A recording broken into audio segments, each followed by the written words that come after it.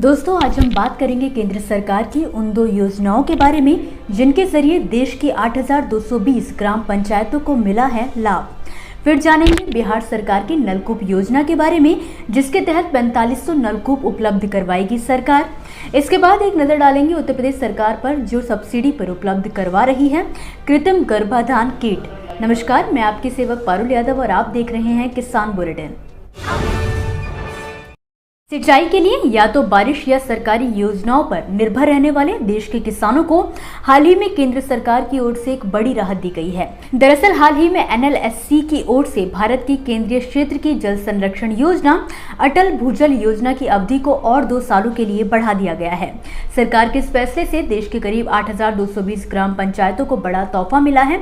इस योजना की समय सीमा पहले 2025 तक थी, लेकिन अब इस योजना की अवधि को सरकार ने 2 साल और बढ़ाकर 2027 कर दिया है। देश के हजारों पंचायतों के साथ इस योजना के तहत सिंचाई करने वाले किसानों को भी काफी राहत मिली है। जानकारी के लिए बता दें कि अटल भूजल योजना की अवधि बढ़ाने का सरकार का मुख्य उद्देश्य कोविड महामारी के कारण योजना के कामों में हुई देरी और सामुदायिक व्यवहार परिवर्तन की पहल को आगे बढ़ाना है। जाहिर है कि सरकार ने इस योजना को 2020 में लॉन्च किया था। अटल जल योजना गुजरात और उत्तर प्रदेश समेत 7 भारतीय राज्यों के 80 जिलों के अंदर करीब 8,220 जल तनावग्रस्त ग्राम पंचायतों में सक्रिय है। गौरतलब है कि अब इस योजना में ड्रिप सिंचाई और फसल विविधीकरण जैसी नई जल तकनीकों के तहत 4,50,000 हेक्टेयर सिंचित क्षेत्रों को लाने की योजना है, जिससे किसानों को राहत दी जा सके। बिहार में हर साल किसानों के सामने बरसात के मौसम में बाढ़ की समस्या खड़ी हो जाती है। प्रदेश के कई जिले बाढ़ की चपेट में आकर डूब जाते हैं, लेकिन कई जगहों पर ज्यादा गर्मी पड़ने और पानी की किल्लत के चलते किसानों को फसलों की सिंचाई में समस्या झेलनी पड़ती है। हालांकि इस समस्या से छुटकारा पाने के लिए बिहार सरकार ने किसानों को नलकूप लगाने पर सब्सिडी देने का ऐलान किया है। ये सब्सिडी किसानों को सूक्ष्म सिंचाई के तहत दी जाएगी। प्रदेश के कृषि मंत्री कुमार सर्वजीत का कहना है कि साल 2024 तक प्रदेश में 4500 व्यक्तिगत नलकूप लगाए जाएंगे, जिससे 25,000 एकड़ भूमि को समय पर पानी मिल सकेगा। ऐसे में किसान किसी भी मौसम में पारंपरिक के साथ साथ बागवानी फसलों की भी खेती कर सकेंगे। इसके लिए सरकार ने जल जीवन हरियाली अभियान के तहत सूक्ष्म सिंचाई पद्धति को लॉन्च किया है, जिसके तहत ड्रिप सिंचाई तकनीक और माइक्रो स्प्रिंकलर तकनीक अपनाने वाले किसानों को 90% अनुदान दिया जा रहा है।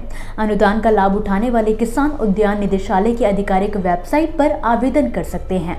जाहिर है कि बिहार ही नहीं बल्कि कई राज्य इस समय पानी की किल्लत का सामना कर रहे हैं, जिसके चलते वो प्रदेश के किसानों को सूक्ष्म सिंचाई की ओर मोड़ने के लिए प्रयासरत हैं। इससे न केवल पानी की बचत होगी बल्कि किसानों की लागत में भी 30 से 35% की कमी आएगी। पशुपालन को बढ़ावा दे रही सरकारें इस ओर पूरा ध्यान दे रही हैं कि किसान जैसे तैसे अपनी कृषि की लागत में कमी लाकर मुनाफे में इजाफा कर सके।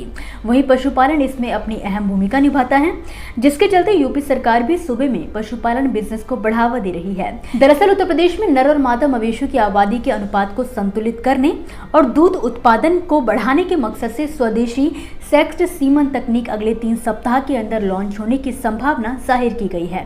वहीं mission million sexed artificial insemination programme के माध्यम से नर और मादा मवेशियों की आबादी के अनुपात को संतुलित किया जाएगा। जानकारी के लिए बता दें कि पशुपालन विभाग ने पशुपालन विकास बोर्ड के साथ मिलकर 10 लाख कृत्रिम गर्भाधान कराने का लक्ष्य रखा है। एक रिपोर्ट के मुताबिक विभाग के अपर मुख्य सचिव रजनीश दुबे ने कहा कि मुख्यमंत्री योगी आदित्यनाथ के विजन को लागू करने के लिए प्रत्येक किट की लागत को घटाकर 100 रुपए कर दिया गया है, जबकि किट की वास्तविक उत्पादन लागत 800 रुपए के करीब है। खास बात यह है कि कृत्रिम गर्भाधान किट सब्सिडी पर केवल उन जिलों में प्रदान की जाएगी जिनमें मवेशियों की आबादी विशेष रूप से बैलों से ज्यादा है। जाहिर है कि कृत्रिम गर्भाधान नस्ल सुधार के लिए एक उपयुक्त विधि है। इससे न केवल पशुओं की दूध उत्पादकता में बढ़ोतरी होती है बल्कि समय और धन की भी बचत होती है। तो दोस्तों, ये थी वो खबरें जिन्हें हमने आप तक विस्तार से पहुंचाया, लेकिन अब हम बात करेंगे कुछ ऐसी खबरों की जिनके बारे में भी आपके पास जानकारी होना बेहद जरूरी है। तो चलिए फटाफट से एक नजर डालते हैं खेती किसानी और कृषि क्षेत्र से जुड़ी आज की छोटी बड़ी अपडेट्स पर। महाराष्ट्र में खरीफ सीजन की फसल की बुआई के लिए कपास, सोयाबीन, ज्वार समेत सभी फसलों के बीज की बिक्री 1 जून से शुरू हो जाएगी। वहीं लातूर जिले में खरीफ सीजन की फसल सोयाबीन के बीज की खरीदी कृषि सेवा केंद्र की दुकानों में शुरू हो चुकी है। इसके लिए जिले के कृषि अधिकारी किसानों को सलाह दे रहे हैं कि किसान उन्नत किस्म और सही खाद का इस्तेमाल करें। जल्द ही बिहार के मुजफ्फरपुर की शाही लीची का निर्यात संयुक्त अरब अमीरात में होने वाला है। खबर की माने तो लुल्लू मॉल ने शाही लीची का निर्यात संयुक्त अरब अमीरात में करने का जिम्मा लिया है। इसके लिए कंपनी के अधिकारी बिहार के लीची उत्पादक संघ से बातचीत कर रहे हैं।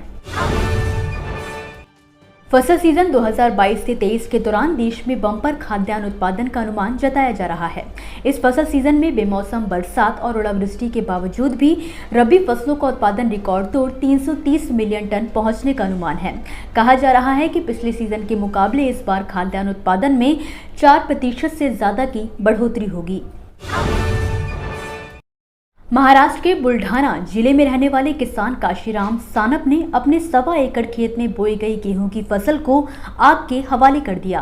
किसान के मुताबिक उसने ये कदम बिजली विभाग से परेशान होकर उठाया। किसान काशीराम के खेत में लगे कनेक्शन में वोल्टेज शून्य था। इसकी शिकायत उसने बिजली विभाग में कई बार की, लेकिन कोई कार्यवाही नहीं की गई। ऐसे में किसान की फसल सिंचाई के अभाव में बर्बाद हो गई। अब किसान ने खुद ही उसे आग के हवाले कर दिया ताकि नई फसल के लिए जमीन तैयार कर सके। बीते रविवार को महिला पहलवानों के समर्थन में यूपी दिल्ली के गाजीपुर बॉर्डर पर इकट्ठा हुए किसानों को 7 घंटे में ही वहां से हटा लिया गया। लेकिन गुस्साए किसान जल्द ही बड़ा आंदोलन करने की तैयारी में हैं। किसान नेता राकेश टिकैत ने ऐलान किया है कि 1 जून को अलीगढ़ के टप्पल और 11 जून को शामली जिले में गांव भाजू में किसान पंचायत की जाएगी। इसी के साथ आज के किसान बुलेटिन की बड़ी खबरों में फिलहाल के लिए बस इतना ही। आप मुझे दीजिए इजाजत और देखते रहिए ग्रीन टीवी। नमस्कार।